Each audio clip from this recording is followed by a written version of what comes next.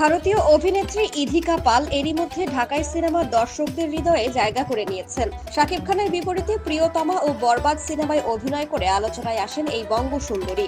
এবার তাকে দেখা গেল চিত্রনায়ক নীরবের সঙ্গে, তবে কোনো সিনেমায় নয়, একটি বিজ্ঞাপন চিত্রে। দুবাইয়ের মরুভূমিতে আফগানিস্তানের একটি কোমল পানীয়ের বিজ্ঞাপনে স্ক্রিন শেয়ার করেছেন ইধিকা ও নীরব। বিজ্ঞাপনটি নির্মাণ করেছেন পরিচালক অরণ্য মামুন। সম্প্রতি এটি ওভিসি আকারে প্রকাশ পেয়েছে। বিজ্ঞাপনটির দৃশ্যে দেখা যায় তপ্ত মরুভূমিতে গাড়ি নষ্ট হয়ে হিমশিম খাচ্ছেন ইধিকা পাল।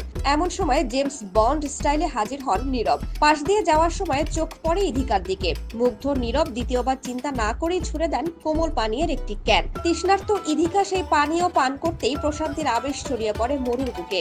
এ কাজের অভিজ্ঞতা জানিয়ে চিত্রনায়ক নীরব বলেন, আফগানিস্তানের একটি কোমল পানীয়ের বিজ্ঞাপনে কাজ করেছি দুবাইয়ে। ইধিকা পালের সঙ্গে কাজ করাটা দারুণ অভিজ্ঞতা ছিল।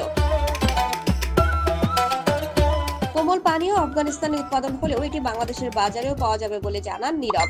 বিজ্ঞাপনটির সঙ্গীত পরিচালনা করেছেন আলভি, গানটিতে কণ্ঠ দিয়েছেন আলভি ও স্মৃতি সাহা। গানের কথা লিখেছেন সোমেশ্বর অলি।